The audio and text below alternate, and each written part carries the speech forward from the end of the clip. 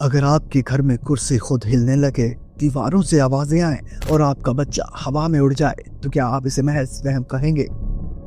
1977 में लंदन के इलाके एनफील्ड में एक आम सा घर अचानक खबरों की सुर्खी बन गया। यहाँ एक सिंगल मदर और इसके 4 बच्चे रहते थे।